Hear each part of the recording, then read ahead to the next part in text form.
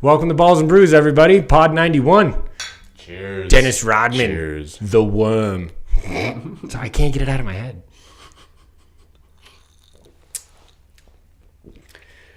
Yeah, that is, it's kind of desserty, kind of breakfasty.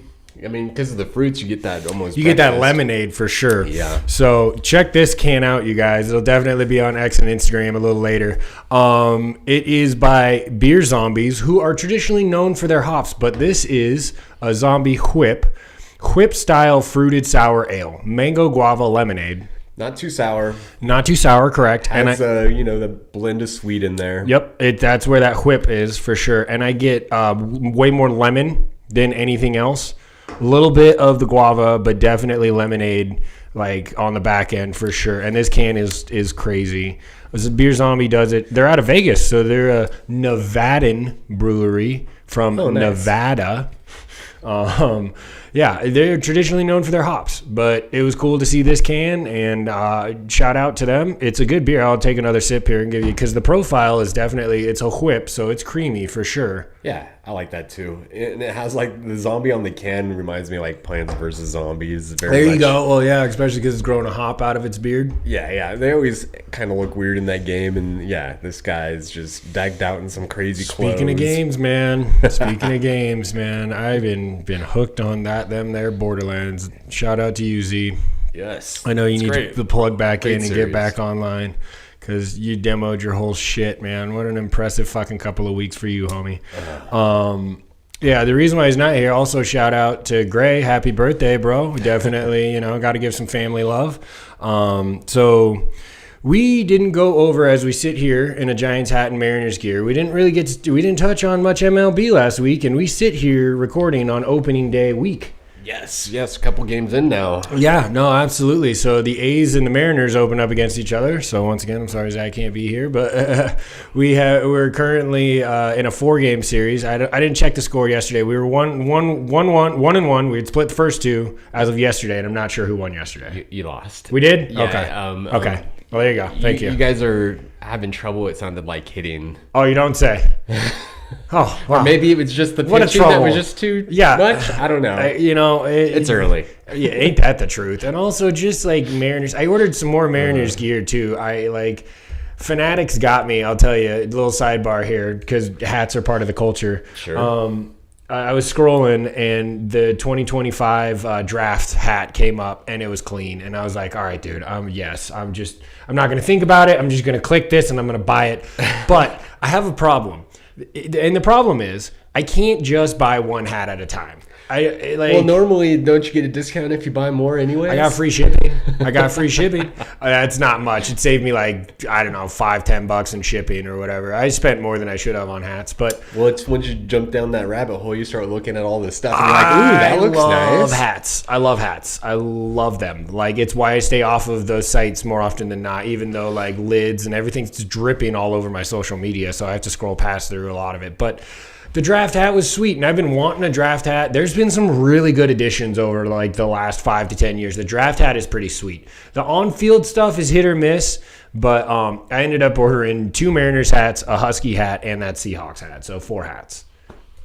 It just happened. It did. I fell into it, dude. It all happened within minutes. I was because once I committed to the first hat, once again, I knew I was buying a second, and then after buying the second, knew the third was going to take place. And then the 4th one just happened. It could have been 3, but 4 made me feel better on the inside, Especially when you're buying stuff that, team pride, bro. I got enough Mariners hats, but apparently I need more. The one that I got at the stadium that I got at T-Mobile last year was rad. I was really hoping we were going to make the playoffs because, I wanted to be part of the push. Sure, always. Yeah. Watch your team as long as you can. Yes. And this year, like you said, we're struggling a little bit super early. Dan Wilson took over as skipper last year. So we were silent in free agency, dude. We were one of the teams that did not much. We didn't take many swings, which in a way I guess is okay. If you're saying you're homegrown boys, we just got to buckle down and, push forward with what we have in system. We feel like it's going to be okay. But I think overall, we're obviously going into this season. The fodder around the MLB has been that the Dodgers are going to go 162-0. It's a joke, obviously, but like, well, they're the heavy favorite for good reason, dude. Yeah, they're like plus payroll. 125 to win the World Series. Like, it's basically even money. Like, betting them is not even like gonna grab you that much cheddar because they are just banked in every position, man. If we were picking winner, losers, playoffs, blah, blah, blah, like we traditionally do, we might do that with Zach when he comes back next week. But the Dodgers are the favorites, right? Oh, yeah. Heavy. And then how do you feel it's playing in the same division? Where are you at with your Giants? I'm not so high on the Giants. Okay. I mean, the news really is Encarnacion out 8 weeks after surgery. So it just looks really tough in the West, especially with the Dodgers in the division. I mean, the Padres are still going to be good. They're that paper tiger, but they do have the ability to get on a run and light shit up. Like they have bats. They do. And they have pretty good fielding as well. I'm not sure about their pitching staff, but the NL West has been, the Dodgers are just the Dodgers are the Dodgers, man. Yeah, they're obviously the heavy favorite, and I don't know you never know with baseball. I mean, sure, there is that. No, I do, and I think that's probably the best baseball factor is true underdog stories do happen in baseball every so often, where just this team comes out of fucking nowhere to win their division and push deep into the playoffs. There's always that team that just it comes is kind of out weird. nowhere. Yeah, but I mean, even the favorites though. Atlanta, if they stay healthy, they could give the Dodgers a series. Maybe the Phillies. The Phillies too. Yeah, that was the other team I was going to mention in the National League at least. I mean, again, there could be a team that. I mean, the Mets. They built a team, but I don't have any faith in them. No, wrong. I smelled that smoke a couple of years ago, and it bit me in the hindquarters, and I refuse to let that happen again. I mean, maybe. They're better when they play the villain, so you got to not like them for them to be good. Like when they're the favorites. I don't really like. Perfect. New York so, I feel that there's not a New York team that I traditionally pull for. I don't mind seeing. I want to see the Knickerbockers kind of do something though. Eventually, like I feel like they're kind of due because I feel like they're they should be a franchise that is of note, and they just fucking haven't been for several years, dude. Yeah. But no, I get that. The East Coast, West Coast bias across all sports, really, right? Like, that's just kind of where we fall. Like, why champion any of that shit out there? Because it's you East Coast fans are fucking different. But keeping it in New York, I mean, Yankees with some history with 9 home runs in the single game already. Yeah, dude. Good Lord. It's spanky, dude. It's almost like that was just written into, they're like, let them. No, you know what? I saw the highlights. Okay, so I was at the gym this morning, and they have this fucking app called Atmosphere that, like, does the previous day's highlights. Basically like ESPN. Just kind of runs it on loop if you're on the sports channel. Like, a couple stations have a sports channel similar. It's pretty sweet. So, like, you can catch it if, like, sometimes you see some top 10s or whatever, but they were running those highlights. And let me tell you something here, people. If you know Yankee and the new Yankee Stadium, that left field wall is a baby wall. And it's notorious for being shallow, and it's notorious for being low. And there are home runs that get hit over that left field wall that would not be a home run in any other major league park.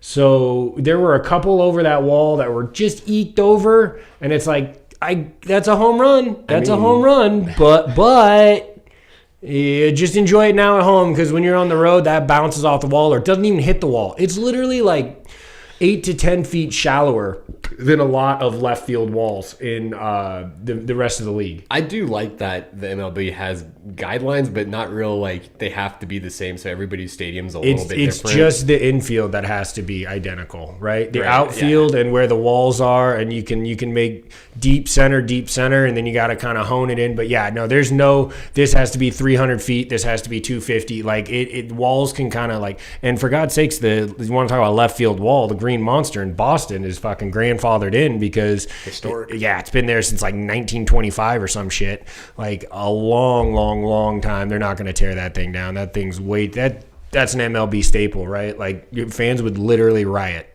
Like, that would be intense. Yeah, dude, the final score, it was 20-9 in that Yeah, game, man. That was nuts. A 20 burger in a baseball game. Yeah. That's in a professional baseball game. And they gave up 9 points. Normally, when you see that high of a run count, it's only on one side, right? It's sometimes like 20-3 or 17 to, like 4 or some shit like that. Like, you do see those games. But 20-9, that's up there in the most combined runs scored, in MLB history, I would imagine. I wonder what that is. That'd be a good little trivia to know. Sure. Yeah, that'd be something. But overall, who in the AL do we even think? So if I'm scrolling through the AL, the West is not the Astros are obviously going to be the favorite in the AL West. Yeah. So outside of them, I can't really see any AL team challenging the Dodgers. I just can't get around the Dodgers, and that upsets me. Yeah. The AL, Central with you got the Guardians. I still want to call them names. With the Guardians who came on late last year, they can make a push. Toronto, I heard that Vladdy Guerrero, they're trying to get Vladdy done, and he's like mills apart, which is not good. If you're Toronto, that's the only motherfucker you have. Toronto's the East. Yeah, right. No, I understand, but I'm just talking AL. I'm just floating AL here. Gotcha. Sign that boy. What are you talking about? He's homegrown. He wants to stay there. You're not going to get another superstar, Toronto, unless you do it like you did with this guy and draft him. Like, when's the last time you heard a free agent be like, "I'm going to Toronto"? Never. No, I'm just kidding. It does happen, but get your homeboy signed. I think that's huge for just saying to the franchise, we're willing to spend on the guys that, we invest in, that it has invested in us as well. Yeah, and the AL, like you're talking, yes, there's the Yankees and Houston. Boo, Yankees, boo. I feel like that's a little bit even more wide open than the West. Well, Oh, no, the West is like... The Angels aren't good. The Mariners are going to be schmeh. The A's are something. I don't know what the A's are going to be. They're going to be trying to run off of juice alone. And then there's the Astros, right? So, the AL West is not going to be a good division in baseball this year, I don't believe. I really don't. AL East is going to be probably the best, is my guess, with the Yankees and the Rays can still make a run. Like, who knows about Boston, yeah, Baltimore, maybe. The O's are up there, dude. Well, then you got to mention shit. We didn't mention Zach's boy Bobby Witt out of the AL Central with Kansas City. Bobby Witt Jr. is supposed to be a fucking animal, so but it never mattered for Mike Trout. I don't mean to throw any shade, Trout. I'm sorry. I always wanted to see you get over the hump. You guys had Trout and Ohtani for 8 years, 10 years, 8 years? Yeah, just a combined amount of time, and they made one playoff series. One. Yeah. That's just bad team building. Or you have 2 stars and you can't put anything around them to get that to work. Well, and the weird thing is you're still an LA team. Shouldn't you have some sort of money or funding behind you to push it forward? The reason why the Dodgers are winning, let's be honest, is they paid the money to get the dudes that they wanted on their team. Yeah, the Angels just don't want to spend. And then with not having a cap, it's not like they're even required. I guess they do have a minimum salary, don't they still? A minimum or a maximum? A minimum. A minimum salary. I think every professional sports association has to have a minimum, right? Yeah, I thought they had. Every league I thought, you had to spend so much. I just don't even know what you're talking minimum cap spent. Oh, no. Not in baseball. Fuck not in no. Baseball? No. That's why the A's do as little or as much as they want. It's fucking terrible. It's why the A's have, that Moneyball, when it worked, it was like, ooh, what a great concept. And then they just got to the point where they're just like, nobody gets money. And it's like, that's not how you're supposed to. Moneyball, right? Yeah, exactly. No. It's just the whole principle. Nobody gets paid. No, wrong. That's not how it's supposed to work. You missed that lesson. Yeah. You got to pay the dudes, and then you sprinkle in the good contracts around them. That's how you build any team in any professional sport. Shit, strictly in the NFL, you're shopping for the quarterback. That's the one you want the absolute most. If you can find a way to swing for a QB1, you're always going to do that, right? Always. Yeah. So, okay, let's do this. Let's just say if you had to go World Series matchup based off of all the teams that we just talked about, who you got? Ooh, gosh. I have no idea who I would take out of the AL right now. I mean, the Yankees started hot, but Right. the way they finished last year, Judge has got to be on maybe a redemption. Three dingers just yesterday himself. God, I hate to just have the Yankees and the Dodgers in the Running series back again. Running back. Well, it happens in the NBA all the time, you know. Well, not all the time, but it did for a good while. Yeah, I just think that with baseball, like we were talking about earlier, there's going to be that team that comes out of nowhere, and that could be maybe more. I think it's more likely in the AL. It has to be. Yeah, no, I unfortunately I think the chokehold in the NL is damn near there. Like I wouldn't, as a betting man, as somebody who would sit here and tell you if you're going to like try to predict an actual World Series matchup, not what I want, but what I think, the Dodgers have to be in there on the NL. Yeah, again, I'm holding out, maybe some hope that Atlanta could take them down or the Phillies. Sure, just to I make wouldn't it a little mind that at different all. And blow everybody's bets that think it's easy money. I'm that fool. I see that smoke coming from a mile away. But who do you like then, other than the Dodgers? In the NL or in the AL? AL. In the AL, dude, that's what I'm saying. I think, all right, so the Orioles and the Kansas City Royals have a shitload of buzz around them going into this year. Buzz doesn't always inherently mean that there's going to be a success. I think the Guardians, like I mentioned earlier, in the Central as well.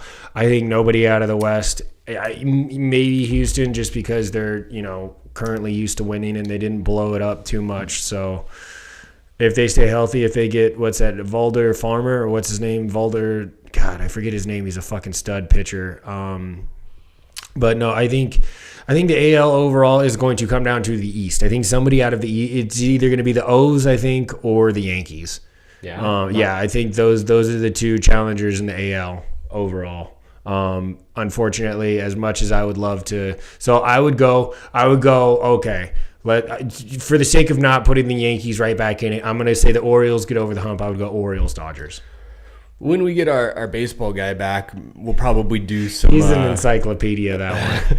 We'll break it down a little further, I'm sure, and maybe we'll do some picks for who we like officially. No, I think, we think we more or less just kind of put it out there, but, that's... Zach's going to want a deep dive. Oh, yeah. We love you, boy. Some other notable baseball notes. What was it? Was it Denver? They had the first 10 strikeout game of the year, I think. Okay. They just got that.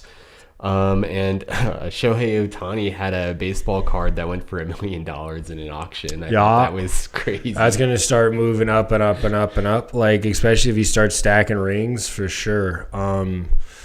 Yeah, cards are fucking great, man. Like, Zach's reliving his card, youth with Lincoln and Gray, and it's fantastic. He brought over a Dallas Turner autographed, or not autographed, but a jersey card. Oh, nice. Yeah, it's pretty sweet. You still got to pop for the card to be worth anything, but it's just cool to have shit like that in your collection, Yeah, I mean, we popped open some card packs during the Super Bowl. That was great. We found some rooks. Nothing super juicy. They were tops, right?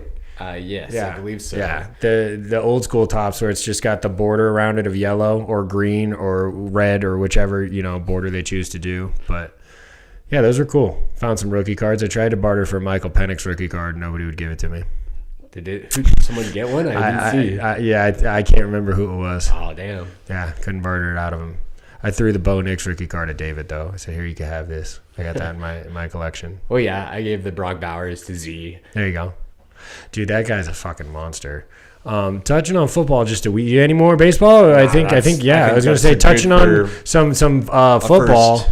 Is Mr. Coach Prime down there in Boulder getting the bag at 54 total, 5 years. So basically $11 million a year makes him the fourth highest paid coach, and the guys in front of him make complete sense. It's Kirby, Ryan Day, and Dabo. Yeah, Dabo. Who needs to fucking figure it out there in Clemson, dude? You need to get into that transfer portal. You need to start utilizing, the landscape as it is now. These old school coaches that don't bring in transfer portal, they're going to fade. It's going to be about building a team every year, right? Yeah. I think it's already cost Clemson. I think they could have been more of a contender if they would have gone that route. Yeah, I don't disagree, and I think change can be tough, especially when you're older. You don't want to Do you think they just don't have the juice anymore? Do you think just like they're not getting kids that they want to, or? Oh, I think Dabo's just kind of set in his ways. He's like, I've done things this way the whole time. It's been successful. And then he just hasn't adapted. I mean, it seems pretty straightforward, I feel like. Sure, you can say you like those players better because you want to grow them from when they get there as a freshman, but today's game is more of a business than ever, and you got to operate that way if you're going to be successful. You're not lying. And he just chooses not to. Because what is it? Potential is just a good word for haven't done it yet. Right? Like the what ifs are only going to get you so far. If you got a kid in the portal who's a shutdown corner or a bruiser up the middle at DT or something, like why wouldn't you go out and just say, look, man, I'm Dabo Sweeney, brother. Come play for Clemson and we'll go rip through the ACC and get into the tournament and go win us a title. Like instead, it feels like it's the other way. He makes excuses to not even touch it. Yeah. Like, so I guess we kind of sidebarred within the college football. Oopsies. It's all right. Dabo, get your shit together in Clemson. Prime, I think if he truly does stay there, you know, I like the investment. If he really does still want to coach after his boys, you know, get into the NFL. And he's been a great coach overall. I mean, I'm not always the biggest fan of the guy, but he tries to stand on what he believes, and that's an ideal, you know, a mindset I can get behind. So he's been good for that school. He's been good for college football overall. Yeah. A lot of revenue for not only that school, but just national. And, you know, it'll be curious to see what he does with 100% no son team. You know, like he's never done that in college football as a coach yet. Yeah, actually, I feel it's real interesting what they're going to look like next year. Not only losing his sons, but Travis Hunter. Like the big names on that team are going to be gone.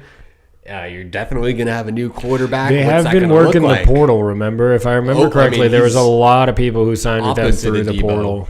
He's raking that portal. Why wouldn't he? He's Coach Prime. Yeah, well, no, he understands. That's peak college football for some of these kids right now. He just said, look, dude, I just took Travis Hunter and not only made him the number one wide receiver, congratulations, he's also the number one corner. Not to say that it's not an individual talent and Travis Hunter didn't earn it himself, but I'm just saying then he's like, look how much I put on for him. Well, look, yeah. He was on the cover of NCAA. A guy from fucking Colorado was on the cover of NCAA. Yeah, anytime you can grab that attention, and that shows the program and possible athletes that you're going to bring in that, hey, this could be you. We can do this if you can be that guy, and I will help push you that direction. Pro potential, dude. It goes through the roof, like immediately following, because like even Shador, who is actually a really interesting prospect, I will say. There, from all the smoke, is some teams are high on him, some teams are not. However, as we've all seen in the past, the quarterback always gets pushed to the top of the draft just because of position and need for some of these teams. Because if you don't get that guy, you're almost admitting to your fans going into the next season, we're just not trying, right? But the smoke for a long time was that the Giants were going to take him at 3, but then they signed Mr. Unlimited. We didn't get to talk about this. Yeah, I liked the famous Jameis signing. I don't like the Russell Wilson signing. I hate that whole quarterback room. You don't like Mr. Tommy Cutlets? No. Oh, shit. Like, that just seems like a bunch of raw guys that can't play quarterback. Here you go. Jameis got an arm. He just can't read the field. It was back before I got LASIK. Yeah, exactly. And then just the whole room. It's a lot. It's a lot to me. Dave All's going to have himself a time trying to keep all of that in check. And they're going to still draft somebody. Right. Well, you think number 3, though? You think that if one of the two fall, yes, I do think. Well, I mean, shit, in our mock, we had Cam Ward going 1, right? Yes. Yeah. But then we went Abdul 2. Right. I mean, the Browns could still draft a quarterback. That's technically still in play. Should. I don't know if they do it with number 2, but I think. They have the first pick of the second round. If you're going to try to pull for a high-end quarterback, that's going to be the last place you're really going to get like one of those guys that you could potentially start year 1. Still, when it comes to that decision, though, you know who's available at the 2 spot. You don't know who's going to be available back in second round, like who? Sure, 1,000%. It's just such more of a gamble. You outside of one guy, you'll have your pick of the litter if you're number 2, right? Yeah. So I mean, if Shador's your guy or he's not, that's what it seems like their decision is at this point. Everybody has Cam. Tea Leaf says no so far, but dude, the NFL draft, it is wacky, man. The first round is great. The first round, do you want to? We've said this before, but the reason why the NFL draft is great is A, you know the prospects coming into that are going to be drafted, right? And B, there's not all these silly, dumbass trades fucking 4 to 8 years out that you're like, this was from this person, was a protected lottery pick, but now it's not. Now it's number 5. Now it's like, but they had to trade it 3 times and it's a 2029. Like, also, compared to other sports, there's more instant gratification because these guys can come in and start play right away. They can either make an impact. Sure, you'll miss on occasion. Right. But with MLB, with basketball, like, no, these guys are developmental more, and they have to go through the minor leagues. They have to. The NBA had a hit record for a long while of the first 5 picks kind of coming in and being dudes. It's changed now. What I would say recently. It's not too far from that. They still have a good group of like maybe 5, but that's all it is. Sure, we got an out of 30 teams. And you get 60 picks. All getting guys that are going to start pretty much. You get if you don't hit a draft with at least one starter, you did something wrong. Like, because you have 22 starting positions, right? Like, you want to get one guy in there that is as close to a plug and play as you can. Sometimes you miss on them. Sometimes you're like Seattle of 3 years ago who had 3 draft picks. So, you're just praying that one of the 3 is fucking halfway decent. It turns out none of them really were. We traded them. Like, none of them are on the team anymore. Anyway. You got to hit. In the NFL, you have to. A bad draft pick at the top of your draft can set back your franchise at least 1 or 2 years, because then you look at the guys that went around them that did impact their teams, and you're like, holy shit, we coulda. Yeah, I mean, you can find guys anywhere, but the first round's supposed to be that blue guy. Chippers. He's the blue chipper that's going to be that guy that your fans are going to know for years to come. And then when you miss on that, you're just like, God damn it, I hope we hit with those other picks. Sure you can. How good's your draft team? The war room, I know, isn't it? It would just be awesome to be like in every war room for a little bit, just to kind of feel and hear the difference and approaches and strategies. Again, that Hard Knocks, man, with the Giants. Juiciest thing of all time, give me dude. More. Yeah, no, but I mean, never again. There's not a team who watched that who's like, yeah, let's sign up for that. Like, I think the Giants are even still reeling from that. Like, there's going to be memes for the rest of the internet off of that fucking season, dude. John Mayer saying, well, he better not go to Philly. And then Nick's fucking their GM, who I was polling for at the time, Shane. Yeah. He was like, it's not like he's going to go for 2,000 yards or anything. Both of those things happened. He went to Philly, went for $2,000, and got himself a chip. And then he got fucking paid. Smart for you, Philly. You know what I also saw too? Good contract work and team building by Philly. They got Devontae Smith and A.J. Brown under contract for the next 3 years each for $100 million cheaper than Cincinnati did Chase that's and because Higgins. Cincinnati waited. And forever. Also, Hurts' contract is amazing. As well as what the way it's constructed and the way that it just makes everything else not only easier are for the that Eagles team. popping on the talent itself, they're popping on the way that they control their cap. Yeah, it's just they are without a doubt going to be the favorites going into the season when everybody's 0-0 right now, but they're going to be the heavy favorites, at least in the NFC. Well, I don't know, the NFC is pretty thick. I don't know. And the AFC always got Chiefs. We're not going to go down there. Somehow the 49ers I saw were the 3rd highest in the NFC for odds to make the Super Bowl. Let me ask you something here real quick, as we're kind of in purgatory with the Niners. What are you doing with Brock Purdy? Are you playing him on the contract this year, or are you signing him?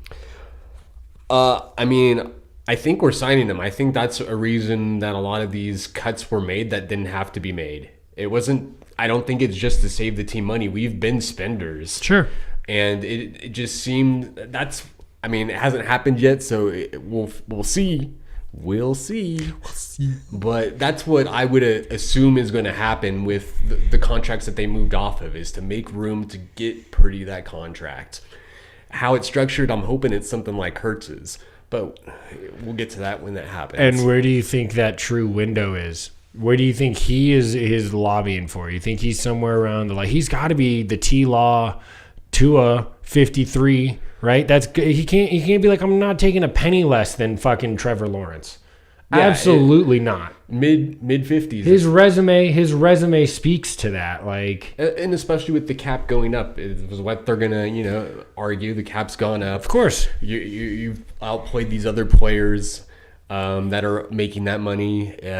It's just again how the contract is constructed. Hopefully, it's a little team friendly, since we don't have to technically pay him this year, and if they wanted, they just could don't even like that franchise him message. next year. I just don't like that message. Well, that's why I don't think it's happening. That's not the investment you want. That's just that means you're schmeh, right? Well, and that's not a good investment. They've been behind him from the beginning. He might have saved their jobs because of that there was some smoke Trey around Lance Shanahan. debacle. There was some smoke around Shanahan for a little bit. You're not wrong. You're not wrong. Some fans putting smoke on it after the last season. I'm like, dude, just one bad season and that's all it takes. Yes. Fire the coach. Like, are you fucking stupid? Niner fans, you're fucking dumb. I won't. I'm not going to use that terminology, but they are knee-jerked. Okay, they are very roller coastery. When it's good, and when it's bad. Like they can't seem to stay, even keel about some of the things, because you're such a fucking blue-blooded franchise. Like the Niners are. Yeah, exactly. Even though we haven't had the recent success, it's just because of the old past success. You have 5 fucking Super Bowls. Yeah, so I get it. We get kind of that Alabama kind of dominant, that's how the fans feel like it should operate, and you have to. That's not football. That's not sports. You can't be so short-sighted. Hey, at least you're not the Cowboys. You've been to 2 Super Bowls. You're competitive. You're fucking your last decade. Now I know you haven't gotten the chips, but it has not been a terrible decade, dude. No, I've enjoyed watching my team. Yeah, and yes, that's the other thing. It can be so much worse. People think you're going to just fire him and someone's going to come in and be absolutely better from the start. Like, what are you talking about? That's what I always know wonder. This game. If you think that's that's going to happen, it's just that easy. Well, who right now is better than Shanahan? That's the question. That's available. That's what the question is. That's available. Nobody. Yeah, because it's not like you're going to fire him and be like, well, Andy Reid wants to come coach the Niners. No, he doesn't. Like, he's pretty set in Kansas City, right? And unless you have that clear upgrade and the avenue to do that, don't get me wrong. If he's really sucking wind for multiple years, right, and it's you're going 5-12, sure, then it's understandable. Yes. It makes sense then. Yes. But after one season, that's just dumb. After 2 seasons, after injury, you were banged up last year, bro. It wasn't his fault. He could have coached his balls off. You were playing, your practice squad. Yeah, I mean, there was more than that, but yes, that was definitely the injuries, the bad, historically bad coaching, the misses on some free agent players, which I think also is why they didn't take any swings for starters this free agency. Everybody that they signed in free agency is a role player. Low-key, super low-key. Yeah. Trey Brown's probably super the highest upside if he can stay healthy. He's a dog, but yeah. That's been his issue. Yeah, correct. He's a dog. I was hoping we were going to keep him, but my secondary room's actually taking shape, and oh, dude, I can't wait to see what we do with that first pick at 18. It's so funny because this year's draft, the analysts are saying it's actually better to be from basically where you are to 11 to 20 is a better range this draft for value rather than the top 10, which is crazy because most drafts don't work that way. Most drafts you want to get into the top 10 because there's those blue chip guys, but there's only even though Cam Ward's going to go number 1 overall, he would have been the 4th or 5th quarterback last year. He would have easily been behind Daniels and Williams. Super and rich probably class. even Penix. I don't know. Penix got pushed to the top of the board super fast. I thought that. I mean, don't get me wrong. That's my boy, Husky. You know what I'm saying? But like, I still think he would get picked over probably Ward though. I mean, it's quite possible. I mean, actually, those are two. He went to the Natty the year before. Are comparable? Comparable, Sure, I feel like. sure. Like, that spot is where either one could go if they were in the same draft. Yeah. Okay. So there you go. So you're talking he would have gone 8th overall roughly because that's where Penix went, right? So we'll say 8th versus now he's getting pushed to 1. High even. Dude, we were shocked. That was like the jaw hit the ground on it. That was It was crazy to think. Well, because did they know something about Kirk Cousins? Then why did you sign Kirk Cousins to that fucking big old deal if you thought after 1 year he's going to shit the bed? Anyway, like, yeah. So you're comparable there, 8th overall, right? Like give or take. So getting pushed to number 1 is fucking crazy in that relation. 7 picks at the top of the draft is astronomical, dude. The value you have to give up to get those picks, to get up there, is normally tough. You're talking 2 1s at least, a 2nd or a 3rd, and potentially a good player depending on, who you're swinging for and where you're swinging from. Yeah, I mean, that's why I don't know if we're going to see a lot of trades. Because I don't know if there's enough of those. I think in our area there will be. But I think to give up the 2 first in the top 10 is just top 10's going to have to stick and pick. Guys this year. Top 10's going to have to stick and pick, unless there's some derpy trade that happens over the next couple of weeks before the fucking draft, which there's always something going on in the NFL behind the scenes, right? Or if somebody just wants to take. I mean, this might be a draft where you take less value in a trade to trade back because the later rounds are even so deep that you feel you still like your odds to get that extra player. We traded a wide receiver and a quarterback for a 2 and a 3, and now we go into this draft with 11 picks. Yeah, boy. Because compensatory hit. So it's going to be nail it, boys. But yeah, no, they're saying though, like, I think more of the movement's going to be from 15 to 32 for like those spots right there, as far as like getting back into the first round or trading down or trading up a little bit for those prospects. The top 10 is going to have to stick and pick, I think, more often. Maybe I'm wrong. Maybe some guy just falls for another reason, a reason or something. Like, it can always happen.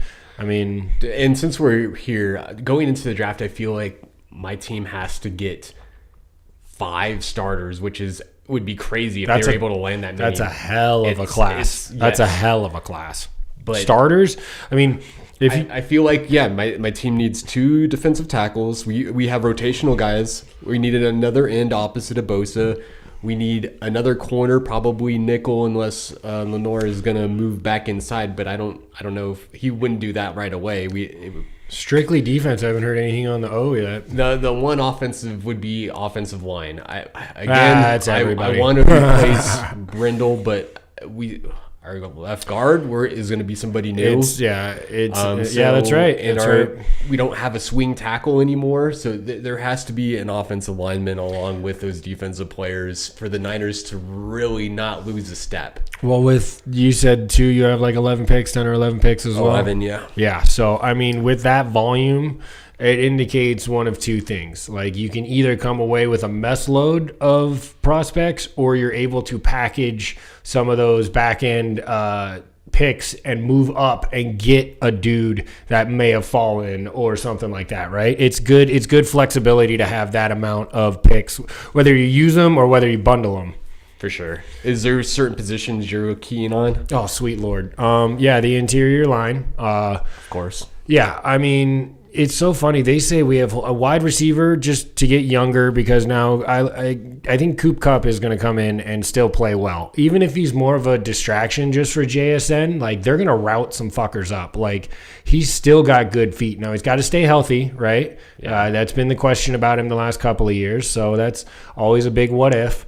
So wide receiver somewhere, because it's a deep class at wide receiver outside. Like, I know the first couple are more touted, but like 3rd or 4th round wide receiver, but interior lineman, also outer lineman as well. I know we did sign a swing tackle, but Abe Lucas unfortunately hasn't been very healthy over the last couple of years. He played pretty well last year, but anywhere on the line, anywhere on the offensive line, a linebacker for depth. And honestly, dude, if we get Nick Umawari, out of South Carolina at safety in the first round. If that is a dream pick for me, just because McDonald is the safety whisperer, and to put him out there with Love, Colby Bryant, oh, dude, it just would be such a tandem. Chancellor visions. Oh, dude, yeah, exactly. Box safety for when you want to stuff the run. He's a freak athlete too, and quickness and jump. Like, the one thing about like Cam Chancellor was he was freaky in size and speed downhill. Change of direction, not very much. Coverage, fair to middling, But this Nick kid has shown the traits to be able to do those extra things in coverage as well. So it gives you flexibility to, you can even like fake blitz him, drop him back, and he's fast enough to make up those crosser routes or whatever. Like, impressive athlete. I think McDonald's got to just be drooling about that. Now, it's all got to fall that way, right? Sure. But I really love our D-line. I think that's the one part of my team that we've really solidified, especially with like contracts and have one of the better D-lines in the yes, NFL. So linebacker, that safety or corner for depth would be nice because we did lose Trey Brown. Artie Burns signed with another team as well. So we're looking for another blatantly outside cornerback because Devin Witherspoon traditionally plays more of the slot. So there you go. Yeah, I'm O-line, linebacker, safety, corner. I would say those are the three that I feel. Oh, wide receiver later. I want those three first, and then somewhere a flyer on a wide receiver. Sure. That's and with once again the volume that we have more than enough time to fill those positions. And it's great that you can, once again, I don't mind swinging up. We need to. I think that McDonald needs to be aggressive in this draft. Because there's so much, you might as well keep the rebuild going. You know what I mean? You're already there. You've jettisoned QB one and wide receiver one. We might as well just one. Yeah. We are now saying we are, and I don't think we're tearing it down for the sense of like we're throwing in the towel. I think we're trying to tool a rebuild, pretty quickly. But if you're gonna do it and you need to do it all the way, then I'm fine with that too. Like, there's no loyalty, I guess, to McDonald as far as like he didn't build his team, he's now building his team, right? Like, but don't trade Kenneth Walker. Oh my Lord, there was some smoke around that for a while. Don't do that. Re-sign that man. He is now. I know health has been his problem too. He's great, money. When he is healthy, and now granted, a lot of time, coming out of Michigan State. A lot of times he gets hit in the backfield. It's not his fault. When he's taking a body a yard and a half behind the line of scrimmage, and then you're like, oh, he only gained 3 yards per carry. Technically, it's like 4.5 because he's got to battle out of his backfield before he even gets, It's crazy. And there's not a lot of guys that have the broken tackle rate that Kenneth Walker does. Sign that man. Fuck. Team building. You see the investment that they made in Saquon? Certainly worked for them. Now, granted, they also had the number one rated, offensive line, and Jesus Christ, that combo isn't. Yes, for sure. When you're opening holes versus having to create your own, any running back in the NFL should be able to find the hole. Trent Richardson, he was terrible at it. Yeah, that's why he's that league. Was not long for the league. All right, well, shit, man. Let's just to wrap up the NFL. Let's go. A couple other notes. Okay. Ravens, Harbaugh reach extension. Oh, extension to the. That's right. I think that's a great move. John Harbaugh is one of the blue bloods. He's a fantastic coach. The Bills dish out some more cash for the cornerback Benford. Okay. So they need to suture up that back end. That was a weakness for them last year. So that makes sense. We didn't talk about Diggs getting out of the Patriots. That's where I think that's just a dead move. He's just chasing money, right? Like, does he really think they threw him the most bag. Money? So absolutely. It just makes the most sense for him anyway. Coming off of an ACL. Yeah, that's big. I mean, that's risky, but you got they had the money to spend. 69 for 3, right? I believe so. Yeah. I'll double check. I want to say that was the numbers that I saw. But it all depends about the guarantees and how it's structured and things like that. But that's just a money move for Stephon, and I guess why not? Like, he's still young enough to where he should get the bag and he could chase a ring later. He's still only in like, I guess he's going in like his 6th or 7th year? 7th year? 7th? Yeah, so, I mean, you're kind of there, but it is nice to get one more bite of that apple. You know what I mean? Like, I don't like the move, though. I just don't think he's what the Patriots needed to spend money on. They were desperate for a wide receiver. They need a wide receiver. Right. You think Diggs is the dude? If he can stay healthy, at least he's the veteran guy. That's what we all say. That's what I said about Cooper too. Yeah, he's that veteran locker room presence at the position that they're going to be young at and lacking a lot of leadership from. So he can still be helpful even if his numbers aren't great. Okay. And then did we want to get into the NBA at all? Snap, dude. We didn't even touch on that. We got rambling. We did. We side by the fuck it. Let's do some NBA, baby. All right. So I mean, we're rolling into the last 10 games of the regular season, dude. We're here. Playoffs are taking shape. Everybody's on the Laker train right now. Everybody's on the Shea train for the Thunder. Yeah. The West is going to be fun to watch. Houston's still holding down that number 2 spot, man. Shout, dude! I think that they're a regular season team, though. I think that once it gets to the playoffs, coaching is got to be elite. Play has to be ramped up. There has to be more intensity.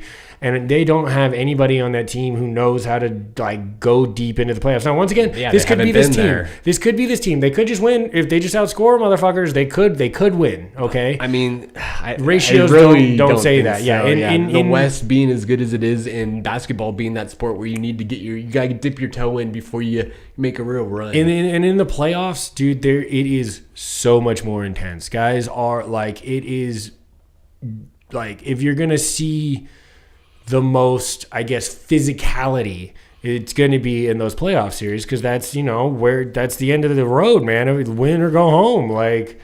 So for the West, I mean, OKC's running away at 62. And then Houston and Denver battling 48 and 47. And then after that, I mean, then all the way, the team in 8th place has 42 wins along with this team in 7th and 6th. I mean, there's only 6-game difference between 2nd place and 8th place in the West. Awesome. I love that so much. That is good for basketball. That's good for sports when your teams can be that close in that area. Your number one, it is also kind of fun to watch, somebody run away with it. The number one be the number one seed, but seeing that parity from 2 through 8 is fucking awesome.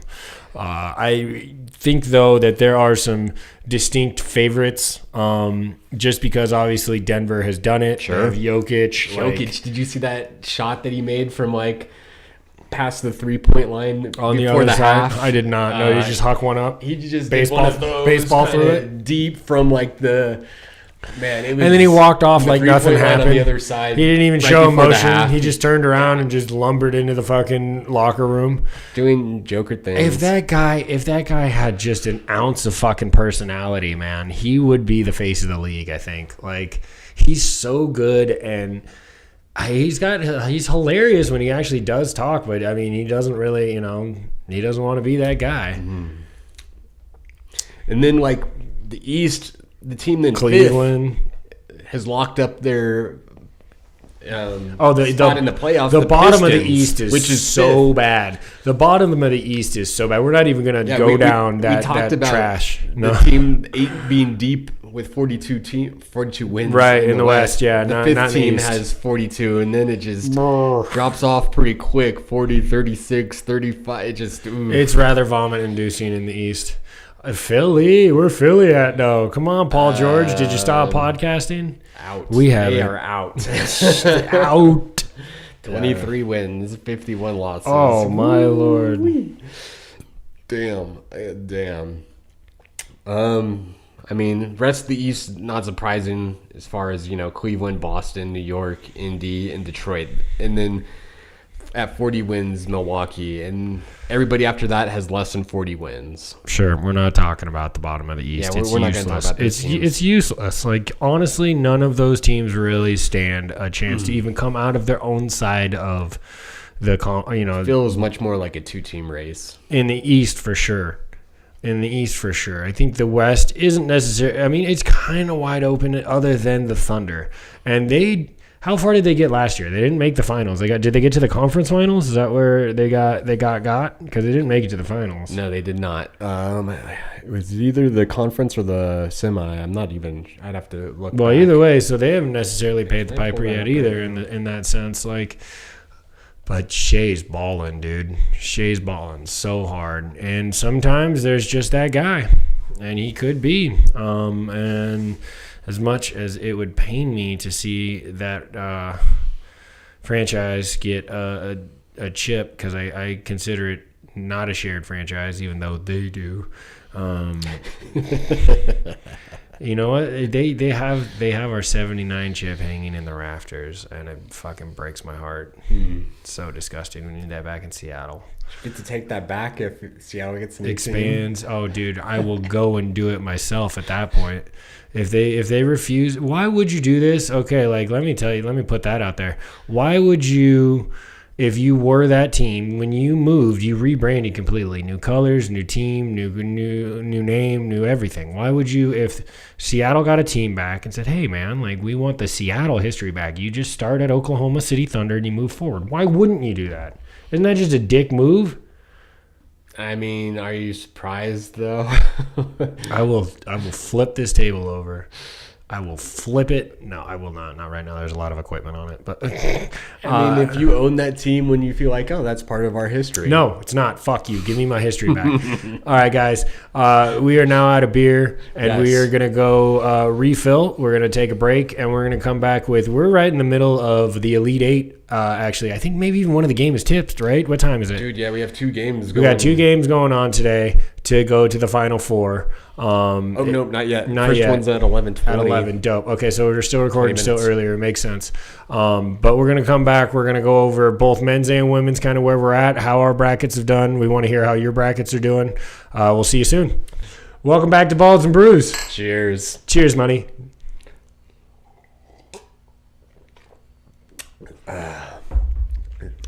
Don't look at our glasses. Wait, why? It's not like they're half drank or anything. Technical error. But it's we're gonna make up for it. We're gonna go over the ladies bracket, right? We're gonna shine. Oh no, but I'm so sorry. We have to introduce the cider. It's made by Ace. We've had these guys a couple of times, right? This be the Ace High, very peachy, right? Imperial, 8%, quite peachy, sweet. So if you're looking for more of a dry, not really your angle, but super, super tasty for 8%. It's not like I drank half of it. I drank half of it on the first drink right there. That's it. That was my first drink. Yeah. These first 2 beers, just easy drinking, light, fruity, sweet beers. Which, given when we record the pod, is not a terrible thing. Sometimes when we be kicking back them heavy boys in the morning, it's just like, woofa. No, this is much more easy in the morning. But at the same time, I don't necessarily let alcohol content dictate my choice of beer if I'm really craving that beer, unless it gets above like 12%. I say that's where I get a little concerned, and I'm like, I'll take one of those. Also, just because of the belly factor, right? Like there is the heaviness factor sometimes with those deeper, heavier alcohol beers. Could be a meal. Shoof. I've definitely had some at least chewing on it. Yeah. Chewing on them beers, dude. It's almost like glug, glug, glug. You motor oil, dude. You know those super, super deep stouts, especially when they barrel age the piss out of them. But overall, these guys are out of California. And like we were saying, 8%, and for an 8%, it drinks super smooth. And vegan free, gluten free. Hey now, just apples and peach juice. Yeah. Pretty much. Good shit. So the ladies, man, they're representing. It went mostly chalk, as it traditionally does for, the women's bracket. The men literally did the same thing. It was all 1v2 and then 1v3. So yeah, it just, and I also want to get into, after we talk about the brackets, why that may or may not be. All right. But as far as the game going on right now, we got South Carolina versus Duke, and South Carolina's up 26-22. Actually, the third quarter just started. Just began, absolutely. So 26 all. 33-30. I'm behind. You're behind. Way behind. Just a little behind. But yeah, that South Carolina Duke game going now. Winner of that will play Texas TCU, and we both were talking about how Texas and South Carolina might be the deeper teams on the women's side. Yes. As far as that goes. But I really like some of the players on the other side. We got the UCLA LSU matchup. Yeah. Which is great. Once again, like I think showing out for UCLA on the ladies' side for the first time in program history, being the number 1 overall seed, that's a big deal. Especially because the landscape of college basketball has ran through UConn, has ran through Notre Dame. Even Baylor had their year with Mulkey, actually. So to show out for the ladies, I think that's a big golf clap. They got UConn and Paige Beckers coming up. Or no, I'm sorry, that's SC UConn. I'm sorry, I'm one match off. They're LSU, right? So that's coach versus talent in the sense of like LSU's the older, deeper team. UCLA is kind of the startup team, right? Like, but they got the juice. Yeah, I mean, this year has been different. Yeah, Lauren Betts has been unstoppable for them. Man, like I think as far as the players to watch, it's her and Beckers for me going forward. Sure. Unfortunately, with the injury to Juju and them, moving on to play UConn, that's the other matchup. Yeah, I think UConn should just... Beckers should tear it out. That injury is going to catch up with them here. They were able to beat Kansas State last game, but right. I think this is where USC's Beckers should just... But yeah, Gino Auriemma is an elite college basketball coach. He, for basically... Tennessee had their run with Pat Summitt and the Lady Vols, and then, it was basically Auriemma after that with Breonna Stewart, and, like, he just ran Candace Parker. No, she was in Tennessee. She was part of the Lady Vols. Yeah. Sorry, I misspoke there. God, who was the other one that was in? There was a bunch of UConn ladies that came out at that time that was just, messing the game up. But Auriemma is going to coach his balls off in this. And with Juju going down, I think the pendulum swings Becker's way pretty easy. She also has, like, Becker's is like, she's got that basketball build, what both games are looking for, which is that, like, stretch 3-4 kind of thing, where she is big enough to do things inside the floor, but she's also got a clean shot, and she can dribble for her size, which is nice. Did we talk about her just dropping 40 last game? No, we did not. Exactly. So that just paints the picture of where college basketball is now. That's dope. Like, I think, they're going to move forward into this upcoming year and still be successful. But all 4 of the winners of these games, right, could push for the chip. Yeah, that was another thing to talk about is this year there's not that dominant favorite in the women's game. Like, no. Any of these teams, it feels like can win it all at this point. And I think that, I don't know, do you think that that's good for the landscape of college basketball, specifically women's, or do you think that it's better to kind of have that, like, dynastic where somebody can get behind, like, one team who's just, being awesome? I think it actually works both ways. Okay. It's good to have a new champion, but it's also good to have a villain almost, or maybe not a villain so much as just a dynasty. The dynasty feels like those are great when you have the players behind them that you can really get behind and support and enjoy watching. If it's more of a team, it's great to see, I think, win that one, but I think it's also harder to hold that dynasty as well. Has to be. I think that it's a little different in the ladies' game than it is in the dudes' game kind of thing. Whereas, I mean, outside of UCLA, the rest of these, well, and USC, I suppose, but South Carolina, Duke, UConn, LSU, these are Texas, these are programs. I can't believe Notre Dame's not in the Elite Eight. They got bounced earlier than they thought they should have. But shout out to the ladies. And Juju get healthy. Shit.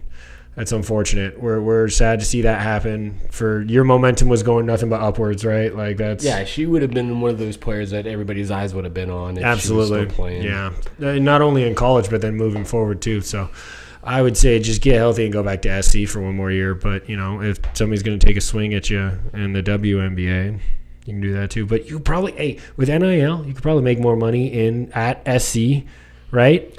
I would not doubt it, especially SC, the women's specifically league, not really. SC. Yeah. You know what I Yeah. mean? Like Southern California is that school is notorious for certain things, but I For certain things. certain things. Okay. Overall, man, good bracket though on the women's side. So we'll see how it all plays out between Duke and South Carolina and SC and UConn today. Moving on to the men's. Okay, and how do we? So two of my Final Fours were out pretty quickly. However, my final matchup between Michigan State and Duke is still alive. Michigan State does play today. Yesterday, Duke did secure their position in the Final Four, stomping Alabama. Yes. So Duke and Florida both advanced, and it looks like I think Michigan State would actually play Florida. Duke Yes. would play Yes. the winner of Houston, Tennessee, which Correct. just started. Okay, excellent. First game's underway. Yes, first All game right. is just tipped off. Beautiful.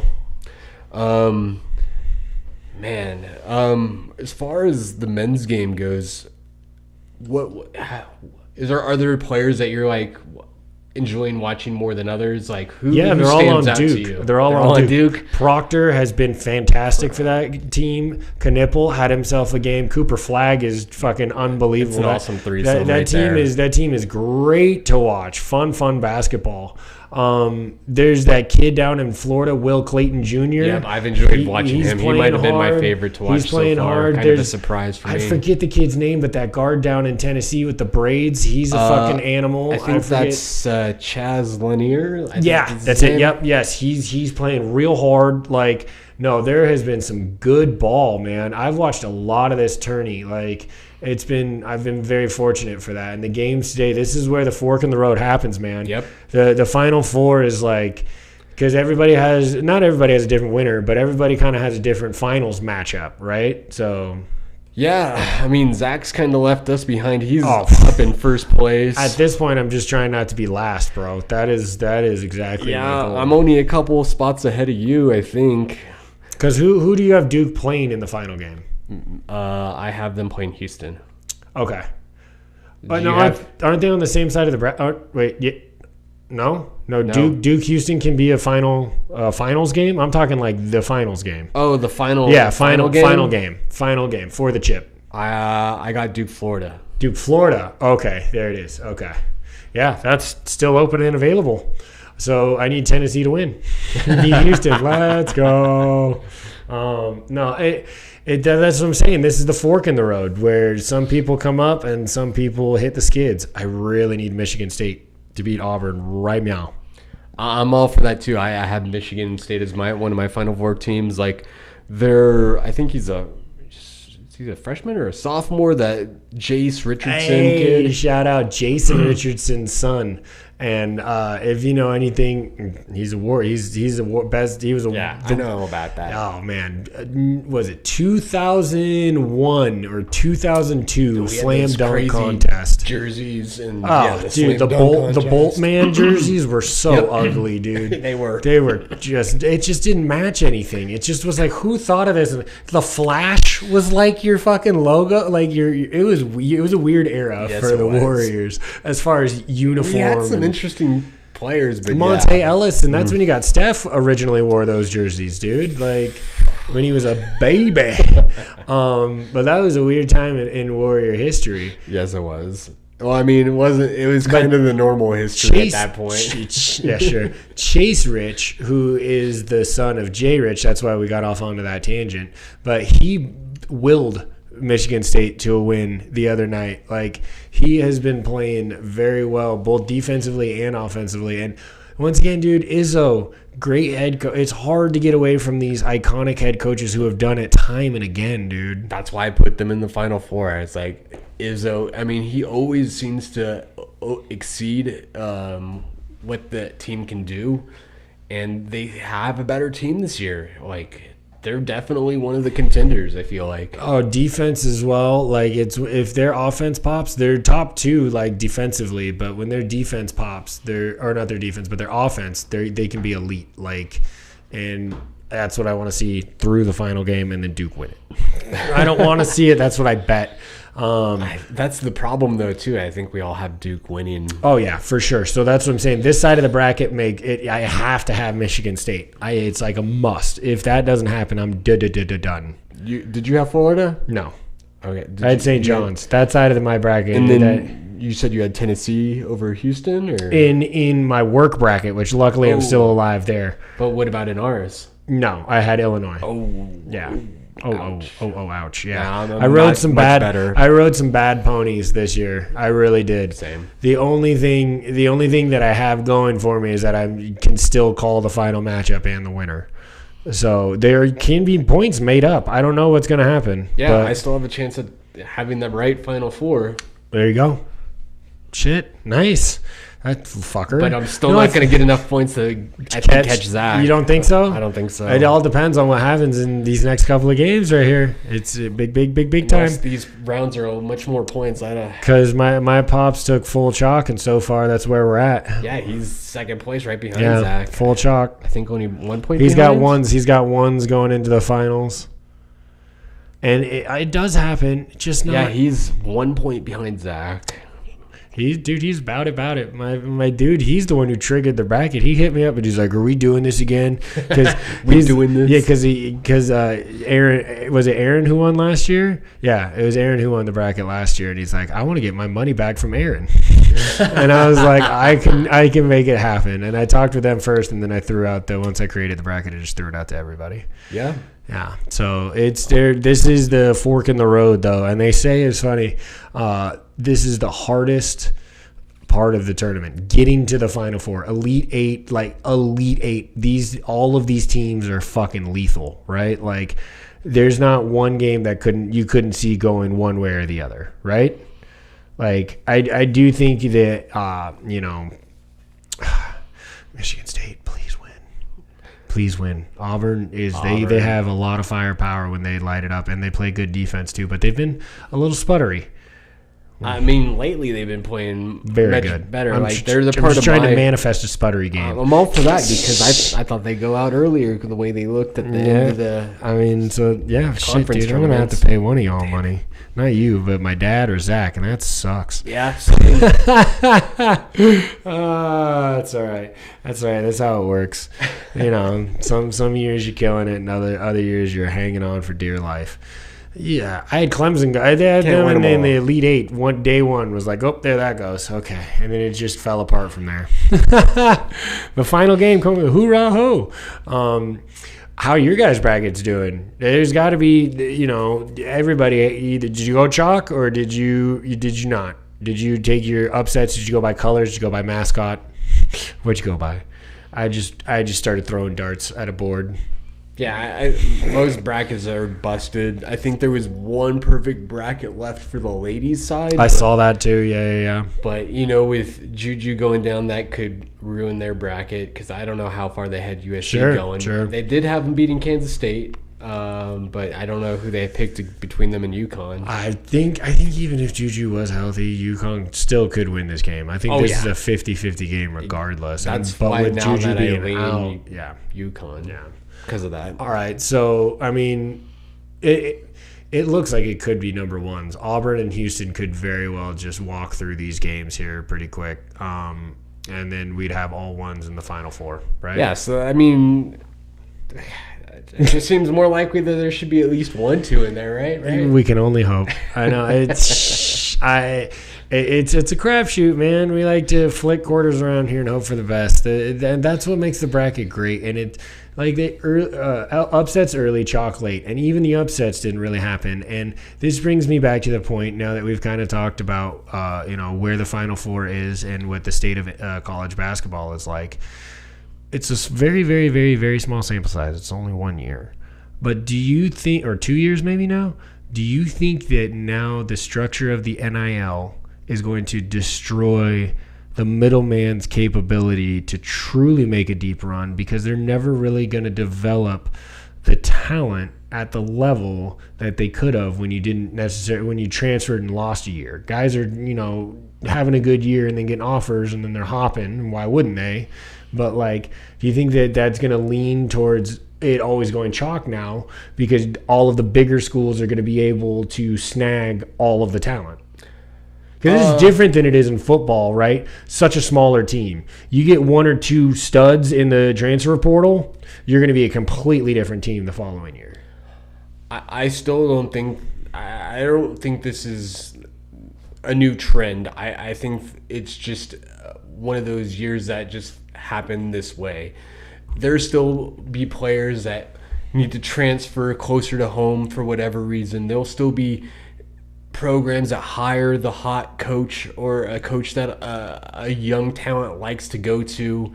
I think they can still find money to bring in a star player on even the smaller schools. You maybe don't have as much money to shell out around them, but I think there's still going to be that diversity when it comes to teams surprising on occasion. It might not be the norm, but I don't think it's been eliminated.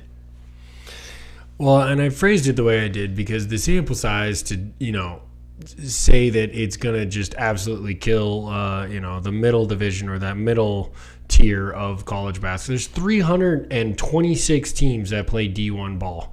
That's a lot. The reason why it's that is because a lot of the teams that are like technically D2 in college football or don't even have a football program are technically D1 in basketball. A lot easier to have a basketball program than a football program. You need a lot less. You need a lot less from the school, from a player standpoint, a coaching standpoint. There's a lot less staff, a lot less people. And you always were going to find like a recruit that wasn't highly recruited or ranked and just develops further into being a better player. And that can be a game changer on a smaller program. Well, of course. But that's what I'm saying, though, is that going to be continued, or is the bigger school, are they going to – the bigger schools just basically wait a year or two, watch for these guys to develop and be like, hey, I'm going to pluck you out of St. Augustine of the third, southeastern Western state, is that going to continue to happen to where just Florida has it, Duke has it,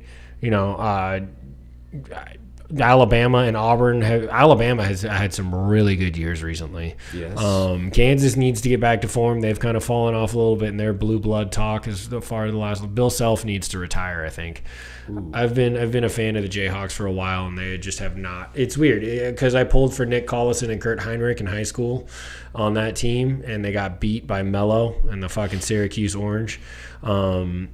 I've been a college basketball fan for a while. Brackets are the best. This is the best time of year. Brackets are, and it sucks that I was busted because I didn't get to talk a lot of shit, right? I kind of had to just like eat crow almost right from the jump. So like I've been watching a lot of basketball, but I can't talk a lot of shit. And pick your battles, because if you're losing, just point to the scoreboard. It's pretty easy. But it's been a killer tournament, and I think these games are going to be even better today and then moving forward into the Final Four. Agreed. Trevor. Yeah? I want to know, since Zach isn't here, because he's not Mr. Spice, I want to know, we're gonna drop into our food fandom here. What are some foods that you love specifically spicy, or like you crave in a spicy factor? Oh, man. I mean, a good hot sauce can go in a lot of different things. True. And then the reason we decided, I think, to go with this for our fandom today is we were talking about, like, what's your spice? The scale. The scale. The scales. And, like, we were talking spicy, we were talking sour, and there's more of a scale for spice. You got the Scovilles, you got different peppers you can kind of... There's more metrics for you to look at, okay, I know how spicy this is going to be versus, like, it just says there's malic acid in here. How much of that is sour as shit, But spicy foods, right? I have a handful that I traditionally crave spicy. Thai curry. I want very spicy. Yeah, curry is always traditionally spicy. I don't mind, like, if it's like an Indian curry, if it's like buttered chicken, I don't want that spicy. But I do love... Is there a curry color you're particular to? Because that gives you different like spices. Sure, 1000%. I like almost any of them. I like red, green, and yellow. If I was gonna lean, yellow probably my favorite because that traditionally has like potatoes in it too, and like carrots, and I love me a good yellow curry. I'm actually making some later this week. I have a yellow curry in my pantry that I'm going to cook down some chicken thighs. I'm very excited for that. I'll spice the shit out of it. Like, I think Asian food in general, I like spicy. My Chinese food, I want spicy. Some of my sushi, I like sushi when it's savory, but I also love spicy sushi. Yeah, I like the spicy tuna, the spicy crab, the sriracha, the wasabi. Yeah. Oh, put the wasabi in the soy sauce. Yes. Mix it on up, baby. Adds a nice little pop. Oh, man. Drew, I mean, this makes me think of Derek making that spicy jerky. Yeah, dude. Shout out to Iaya, bro. That was good. That was a scorpion maruga jerky, and it hit. And not in a bad way. It was hot. It was, but it had great flavor. I vividly remember that. Yeah. Shout out. That's hard to do. Yeah, the flavor is a big part too because, I mean, I'm not crazy into the spice. I like spice, but like jalapeno, great. Habanero, good. Anything spicier than that, like if it doesn't have the flavor, if it's just burn, I'm like, I'll try it, but I'm probably not going to have much of that. If it's just pure capsaicin, if it's just like heat without flavor. Yeah, I mean that's good if you just want to sweat and feel that, but it's a thing, dude. The endorphins rush you get from eating something that's like next level hot is a different kind of ball game, bro. Yeah, like, but I'm not endorsing that. I'm not saying right. Agreed. I mean, peppers. There's a lot of good flavor in peppers. Correct, and I'm not traditionally just eating like I'm not just eating a pepper. I mean, I can and I have, but I'm not really going out of my way to do that. Chop it up, saute it down or something. At least skin the fucking seeds out more often than not, right? Like, and when you get to the point where you have to wear like gloves to handle the spice. You know you're there. Yeah, that's what curry's good for. You got to wear a gas mask, while you're cooking the peppers down. That's a lot, yeah. Buffalo wings. Ooh. I want my buffalo wings spicy. Not that I don't mind a mild. Totally fine. I can eat the spectrum. Me some hot, but I prefer nitros could be a bit much depending on the nitro. Correct. And this is where my scale is, I would say, adjusted to most, because I've had nitro where some people are like, that's super hot, and I'm like, nah, this is it's hot, it's spicy, but it's not like unbearable. So it's one of those grades where my spice and your spice and their spice might be all different. Very different. Yeah. And I also, in a way, understand why you don't like spicy things. I mean, I guess you can be wrong. That's fine. But no, I'm just kidding. You like your food how you like your food. But I just that added element, right, of some things like ramen. Ramen's got to be spicy. Yeah, I don't know. I kind of look down on people that don't like spice at all. Like, you can't handle like the mild, like medium spice. Like, it unlocks flavors. I don't know. Yeah, I don't know. I feel so too. It opens up new flavors, and you're just like, it's just too much. Like, I don't know. Some people, their spicy like limit is way too low. I feel like I feel like I have a good spicy. Well, let me ask you something within this conversation. Okay. Were we TOing right there? No, go ahead. Okay. I thought you were like time out. Okay. Were you raised on spicy food? I think this makes a vast difference as far as like if your palate was never adapted to spicy foods to like from a young age, it's very rare that adults will then find the enjoyment of spice. True. For me, I probably didn't get into spicy food until middle school kind of age.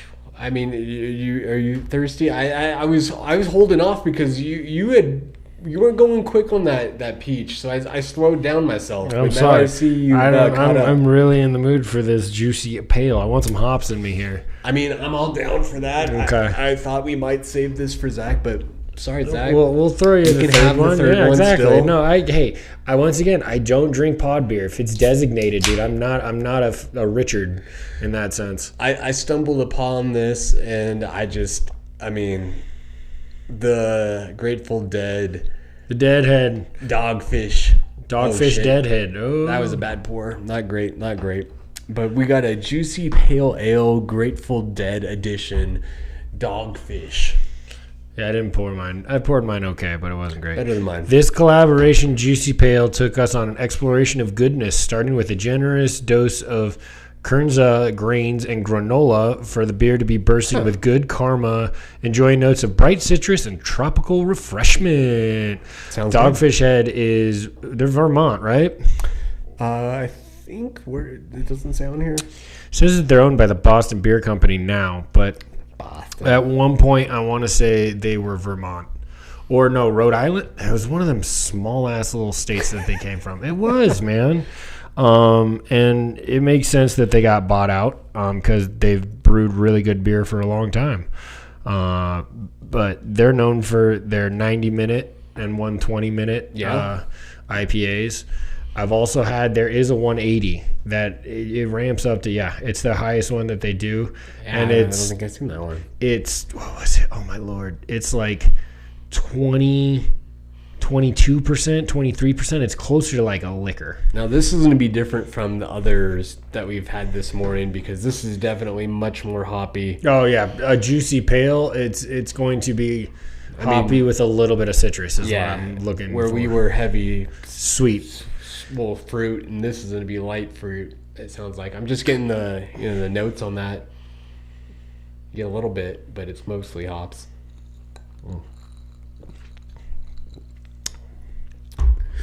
That's an easy drinker. Okay. That's an easy drinker. Juicy based off of mouthfeel, not specifically taste, but that goes down. I like that. Yeah. I would say the citrus notes are smaller, and maybe it might open up as it sits here. Well, I think part of it's too is just, again, what we just drank compared to what this is. Sure. Palate's a little different. But, dude, super good mouthfeel on that. I will enjoy that beer for sure. So this drink's at what, a 5, what did it say, a 5.3? 5.3, yeah. 5.3, so, I mean, it's crazy to think that the cider was the highest alcohol that we did today.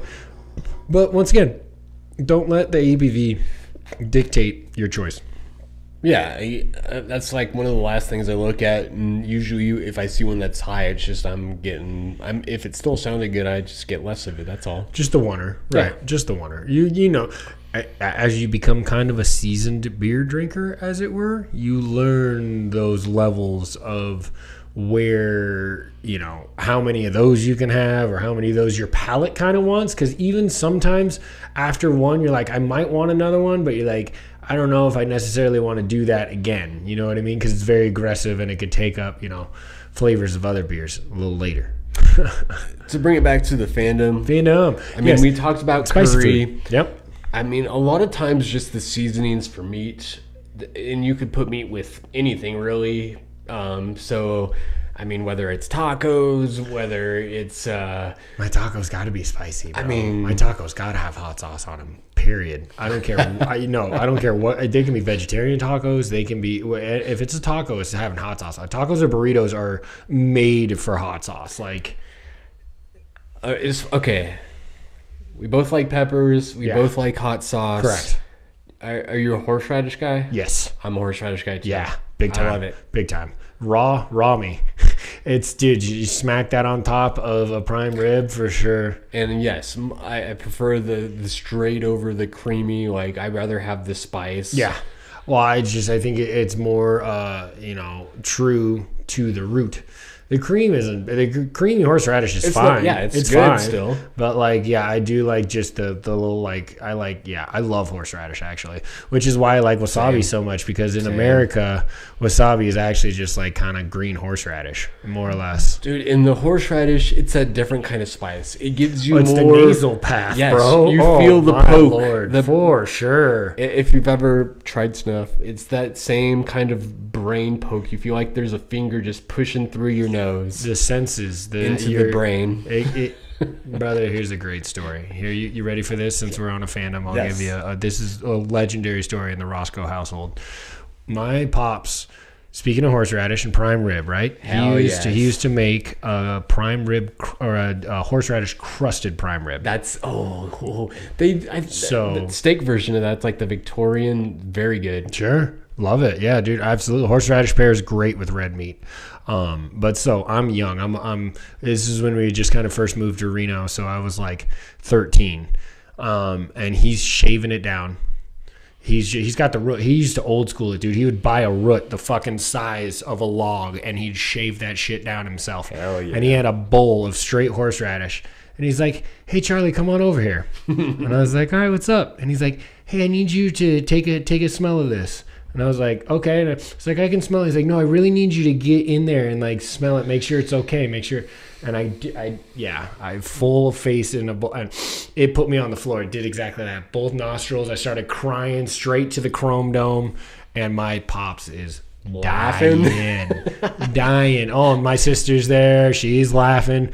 My mom at least had a slight bit of concern, but like the other two were just fuck. And like it, man, that taught me horseradish root is. Ooh, and it's delicious, and I love it still to this day. But that moment, I will never forget how that it was just like it was a shock. It was just like it shook my all my senses. Right, it was crazy. I didn't know something could ever do that to you, like horseradish. It's a new experience. It was, but I mean, spicy food, man, is the cornerstone right there, dude. Like, there's only one thing that I never get spicy, and it's my pho. It's funny because normally it comes with jalapenos, and a lot of people put sriracha in it. I like it non-spicy because it's the one savory thing. It's like if you don't know what pho is, it's that's your bone broth traditionally. Soup. Do you like other spicy soups, or do you like spicy noodles? Oh, I have no problem with spicy soups other than like traditional pho for me. Which traditional, as I say, they do make it with chicken stock, but this is.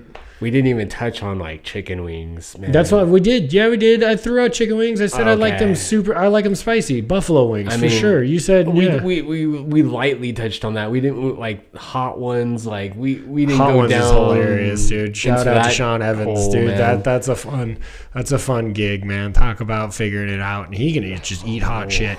I have tried the last dab because they bottled it, and it was hot. It was hot. Well, yeah, you can get the whole set. Sure, I'm sure. And it sounds like everything's all right except for the bomb. The bomb, yeah. Everybody says this tastes like ass. So it tastes bad. But I don't know why he puts it on. Yeah, it's because so it's the worst. It's the bomb. You got to have that in there, right?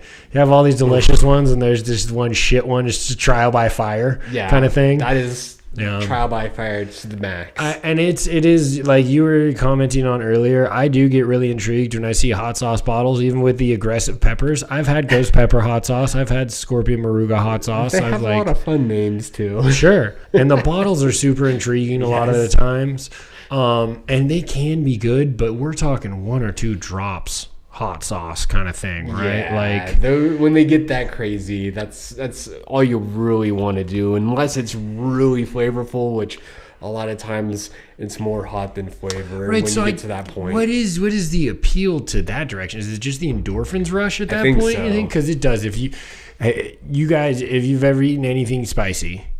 And I'm not talking just like, oh, that was hot. Like, I mean, like, your body starts to shake.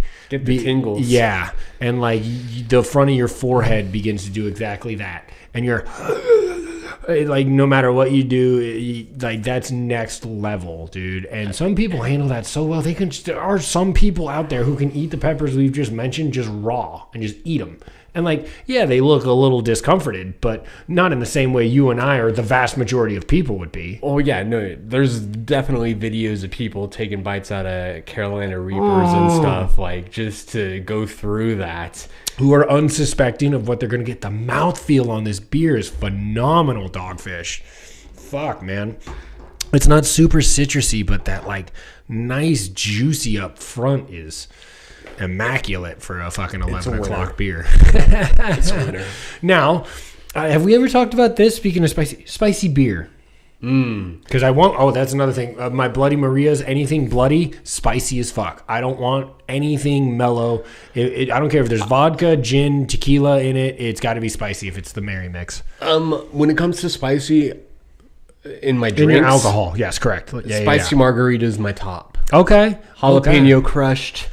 Yeah. Okay, I'm about that.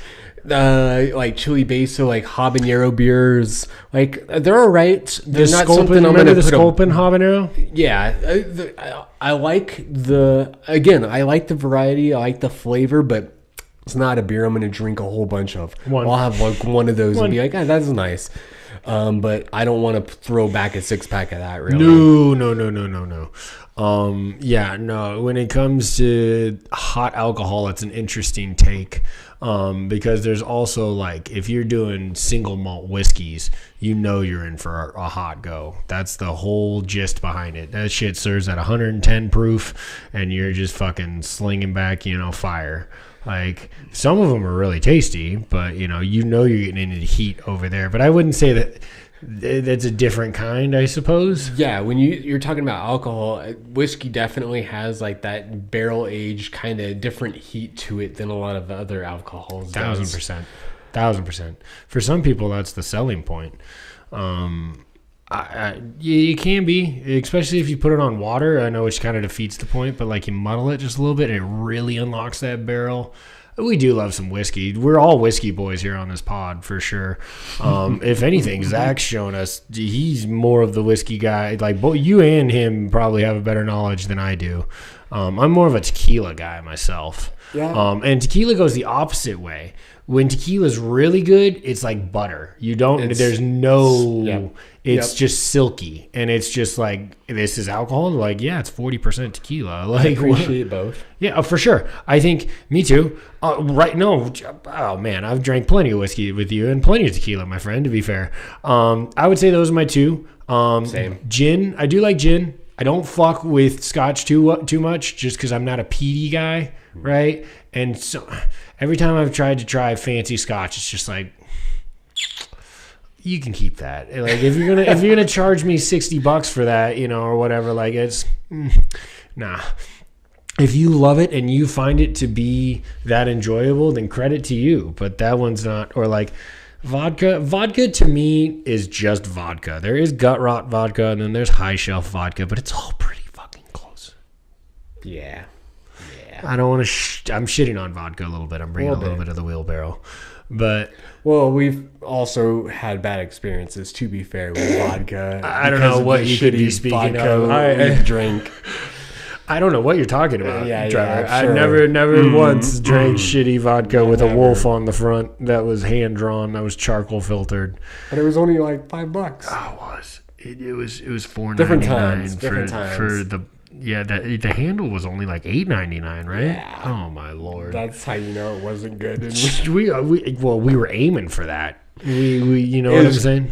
Quantity over quantity. We had mouths to feed. Now we're the opposite. Now we're more mature. We love our flavors.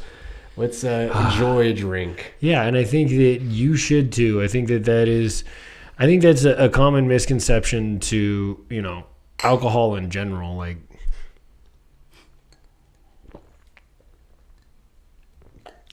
This is so easy to drink. If you don't want to drink, don't drink. But this here pod, we like to drink, and we like finding different and enjoyable flavors. And hell yeah. That's why I'm glad that we took a little deep dive on this fandom with the spicy, and it kind of curved in a couple of different things, and I love that. And I think that it's really important on a pod like this where we can weigh you down with some sports information. We can also talk about, some other things. Oh yeah. Like, we'll be back with pod 92, man. We're rounding out to that fucking hundo real quick. I know, and the draft's coming up, and there's some juicy shit. NBA is going to be going into the playoffs. Like, yes. Yeah, we haven't really touched on hockey at all really this season, but if the Golden Knights make it, Zach will be fucking juiced. I know the Kraken are out of it, so there's not much I can really report on that. But I mean, yeah, we got hockey playoffs, we got basketball playoffs. It is a good time of year. College the The finals. Madness. Yeah, no, absolutely. We'll see you at The Chewy and draft. Jugs, right? We'll see you at Chewy's, dude. It's where we do the natty. Every year, baby. It's tradition, and it's one of my favorites for sure. We do basketball and football at the same place. We've done it now for a decade. Great fucking tradition. I think that's what sports are all about, man. Tradition, It's basically tradition, like the pageantry. It's a great word for it. They normally use that in college, but Well, yeah. I feel like it can float across professionals as well, Sure. But the sad thing is the difference between college and professional colleges will never move. Those institutions will never move. Like What are you talking about? They'll move conferences. Yeah, I was about to say we got Stanford and Cal in the ACC. Listen. I mean physically. I mean you're not going to have UCLA there's transfer no way to campus. do that. Yeah, exactly. So in the pros, there should be the Seattle Supersonics. I'm sorry, We're not bringing back the wheelbarrow. We're gonna have you follow us on Buzzsprout, Spotify, YouTube. We're live. Instagram X for these. These were all good. Yeah, these were all really good. I'm gonna enjoy. Posted there. Yep. See our upcoming mock drafts, which there'll sure be more of shortly. We are closing in on 3-ish weeks, 3.5-ish weeks to the draft, right? It's like, it's like, 3.5 weeks because that Thursday is round 1. And that was the spark that kind of started it all for us a couple of years ago, right? Yeah. Shit, man. All right. Well, we're going to go have a good happy birthday for Gray. And then Zach will be back next pod. We'll see you for pod 92. Oh, drink. I got to drink. That's right. It's not fair if I don't.